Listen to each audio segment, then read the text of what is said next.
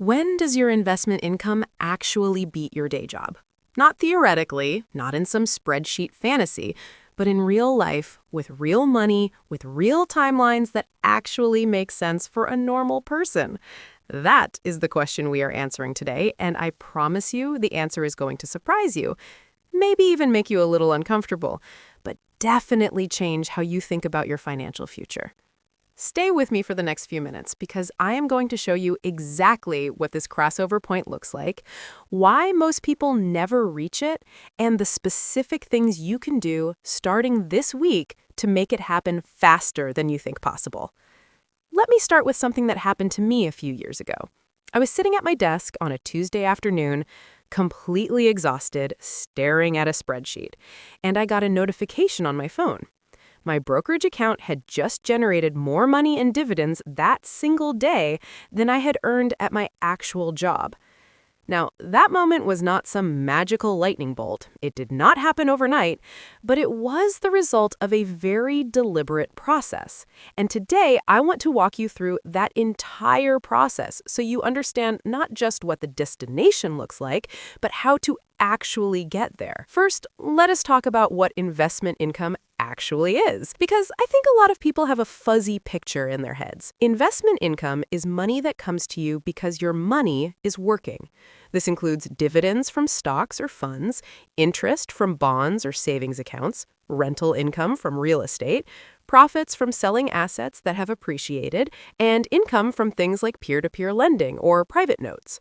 The beautiful thing about investment income is that it does not require you to show up anywhere. It does not require you to perform tasks. It does not care if you are sick, on vacation, or sleeping at noon on a Wednesday. It just flows. Your day job income, on the other hand, is linear. You trade hours for dollars. You work, you get paid. You stop working, the money stops. There is nothing wrong with that model. It is how most of the world operates, and it is a completely legitimate way to build wealth.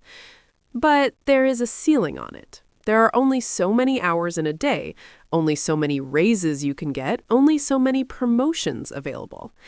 Investment income, theoretically, has no ceiling at all. So the big question becomes, when do these two lines cross? When does the money your investments generate actually exceed the money your job generates? And the honest answer is, it depends on three things. It depends on how much you earn, how much you save and invest, and what your investments are actually returning. Let us break all three of these down. Imagine you earn $50,000 per year from your job. After taxes, depending on where you live and your situation, maybe you are taking home around $40,000. Now, for your investment income to replace that, you need your portfolio generating roughly that same amount each year. If you are relying on a traditional stock market approach with an average dividend yield of around 2%, you would need a portfolio of approximately $2 million to generate $40,000 per year just from dividends and distributions. That is a massive number, and it explains why so many people feel like this goal is completely out of reach. But here's where the thinking shifts, and this is really important. You do not need investment income to fully replace your salary for it to start having a massive impact on your life. The crossover point is not just the moment when your investments equal your full salary. There are actually multiple crossover points along the way, and each one changes the game significantly. The first crossover point is when your investment income covers your smallest recurring expense. Maybe that is your phone bill. Maybe it is your gym membership. Maybe it is a subscription service. This might happen when your portfolio is worth a few $1,000s. It feels small, but psychologically it is enormous because for the first time in your life, something in your life is being paid for entirely by your money working for you. The second crossover point is when your investment income covers a meaningful expense, something like your car payment, your groceries, or a utility bill. At this stage, you are starting to feel the real leverage of compound growth. Your portfolio is probably worth somewhere between $50,000 and $200,000, depending on your yield and your lifestyle costs. The third crossover point, and this is the one most people fantasize about, is when your investment income matches or exceeds your take-home pay from work. This is what people mean when they talk about financial independence. This is the number that sets you free. And yes, it requires a significant portfolio.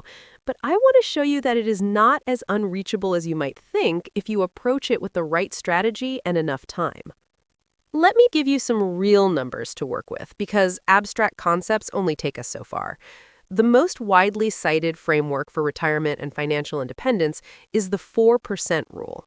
The idea is that if you have a well-diversified portfolio, you can withdraw 4% per year, and historically speaking, your portfolio is likely to last 30 years or more without being depleted. This rule comes from research going back decades, studying historical market returns, and while it is not a guarantee, it is a solid starting point for planning. Using this rule, if you want to generate $40,000 per year, you need $1 million invested. If you want $60,000, you need $1.5 million. If you want $100,000, you need $2.5 million. These numbers might sound enormous, but let us look at how quickly someone can actually accumulate them given consistent investing and reasonable market returns. Say you are 25 years old and you start investing $500 per month into a diversified index fund portfolio. Historically, the U.S. stock market has returned something in the range of 8 to 10% per year on average when you factor in dividends and price appreciation over long periods. Using a conservative 8% annual return, after 30 years, that $500 per month becomes approximately $750,000. If you bump that up to $750 per month, you get to over $1 million in 30 years. And if you can manage $1,000 per month, you are looking at nearly $1.5 million after 30 years.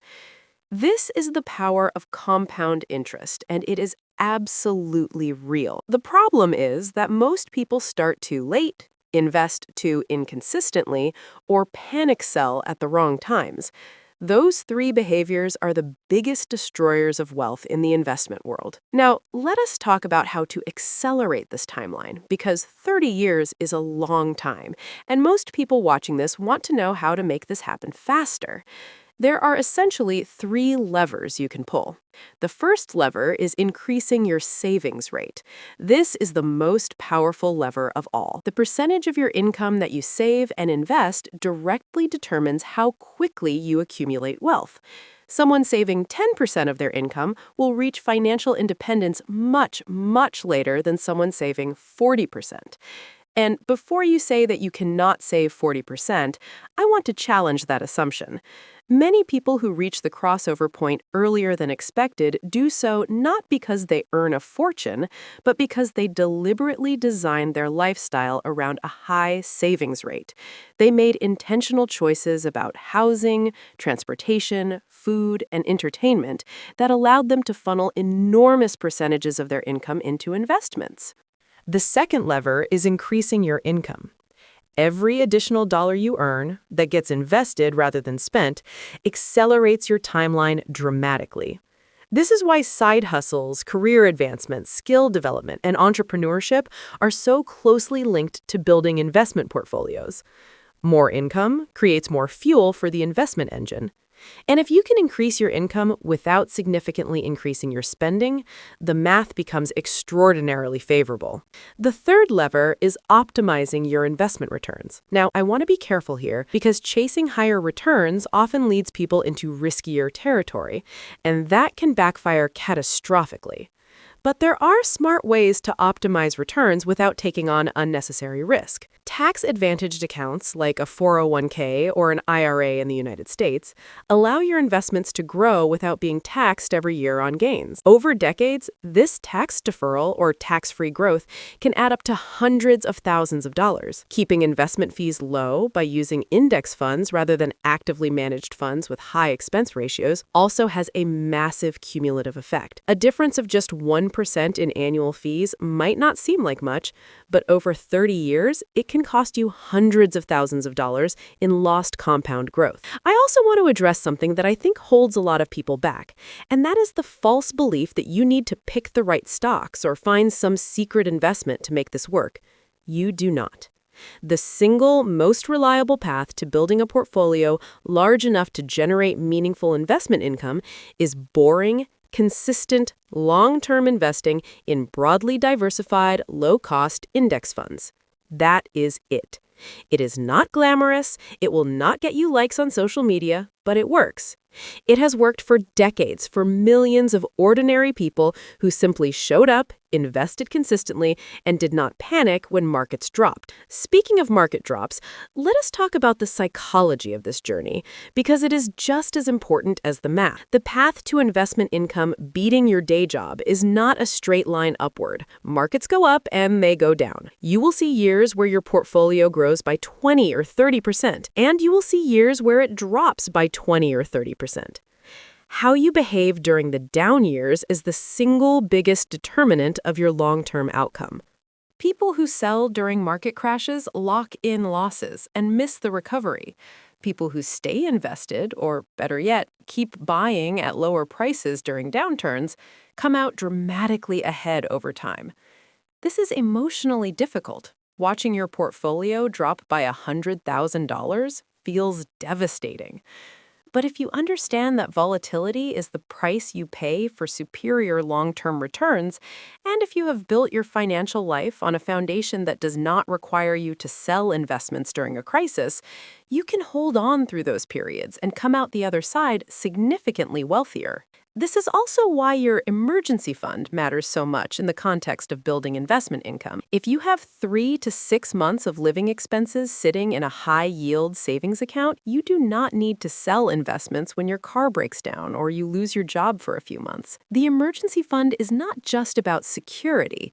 It is about protecting your investment compounding engine from being shut off at the worst possible moments. Now, let us talk about different types of investment income and how they contribute to crossing that finish line, because not all investment income is created equal. Dividends from stocks and funds are one of the most popular sources of passive investment income. Companies like consumer staples giants, utilities, and real estate investment trusts have historically paid consistent and even growing dividends. Dividend growth investing, where you specifically seek out companies with long track records of increasing their dividends every year, can be a powerful strategy because your income grows over time even without you adding more capital. Real estate is another major source of investment income. Bonds and fixed income investments are more predictable, but typically offer lower returns. They tend to play a more significant role in the portfolios of people who are closer to or already at the crossover point, because at that stage, protecting what you have built becomes just as important as growing it. There is also the category of digital and business income that some people categorize as semi-passive, things like royalties from books or music, licensing fees, income from online courses, affiliate income, and similar streams. These are not purely passive in the same way dividends are, because they typically require ongoing effort to maintain, but they can generate significant income with substantially less time investment than a traditional job. Let me give you a framework for thinking about your own crossover point. Start by calculating your actual monthly living expenses, not what you think they are, but the real number. Look at your bank statements from the last 3 months and add it all up. Housing, food, transportation, insurance, entertainment, subscriptions, everything. This number is your target. This is what your investment income needs to cover. Next, using the 4% rule as a rough guide, multiply your annual expenses by 25. That is approximately the portfolio size you need for your investments to cover your life indefinitely. So if your annual expenses are $60,000, your target portfolio is $1.5 million. Now work backwards. How much are you currently investing per month? How much is your portfolio currently worth? Plug these numbers into a compound interest calculator, which you can find for free in about 30 seconds online, and see what timeline emerges at different savings rates and return assumptions. This exercise alone can be genuinely revelatory because it turns an abstract dream into a specific mathematical target with a timeline attached. What you will almost certainly discover is that the single most powerful thing you can do right now, today, is increase your monthly investment amount. Even an extra $100 per month makes an enormous difference over a 20 or 30-year period due to compounding. And if you can find ways to increase your income and redirect that additional income entirely into investments, you can compress your timeline dramatically.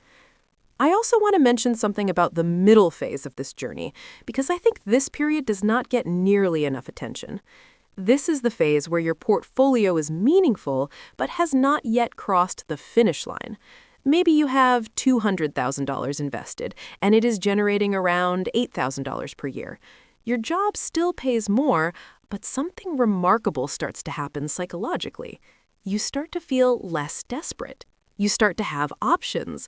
You can take a little more risk in your career, try something new, walk away from a toxic work environment, because you know that your investments are growing in the background regardless of what happens with your job. This is what people call having a financial runway. And even before investment income fully replaces your salary, the growing portfolio gives you leverage and freedom that changes how you show up in every area of your life. You negotiate better. You take bigger creative swings. You are not making decisions from a place of financial fear. This intermediate phase is incredibly valuable, even though you have not technically crossed the final finish line yet. There is also a concept I think about a lot, which is the idea that you do not necessarily need your investment income to cover 100% of your expenses to feel the benefit. If your investments cover 50% of your living costs, you only need to earn half as much from your job. That could mean working part-time. That could mean doing consulting work on your own terms. That could mean pursuing passion projects that pay less but bring more meaning. The crossover point does not have to be a single dramatic moment where you quit your job on a Friday and wake up financially free on a Monday. For most people, it is a gradual transition where investments take on more and more of the load and employment takes on less and less. This is actually a much healthier and more realistic model for most people.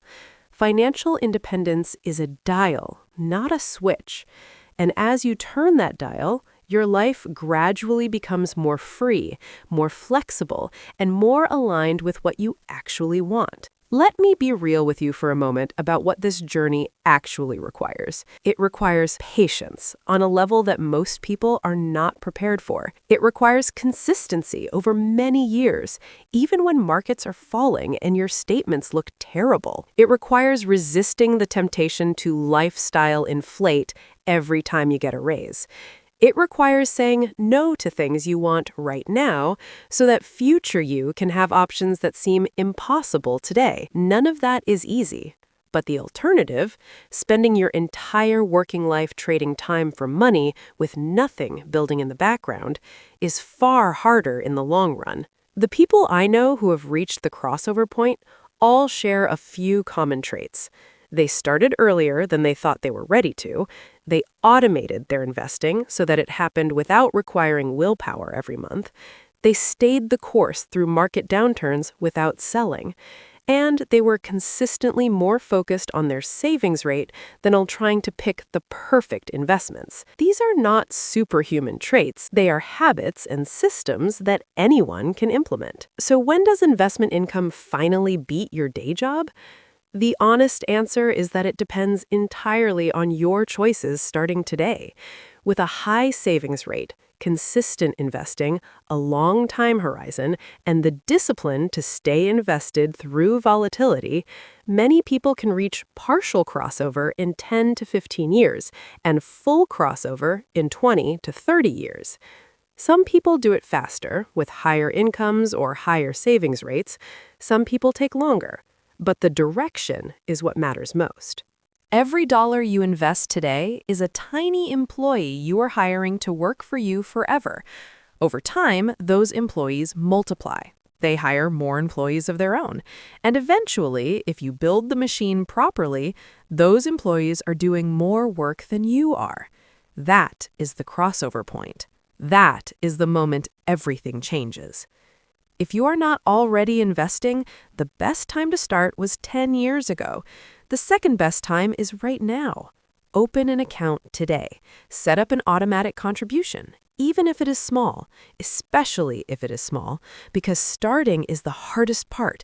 And once you start, momentum builds, habits form, and the portfolio begins to grow. Every single month that passes where your money is compounding is a month of progress toward the crossover point. And one more thing before you go. The math is real. The timeline is real. The freedom on the other side of this process is real. You do not need to be rich to start investing. You do not need to be a financial genius to make this work. You need to start. Stay consistent and give time enough room to do what it does best. The crossover is coming. Your only job is to make sure you are still in the game when it arrives. Like, comment, subscribe, and turn on notifications so you don't miss more videos helping you with investing, personal finance, and more. Check out this playlist of my top videos of personal picks, and I'll see you in the next video. Take care.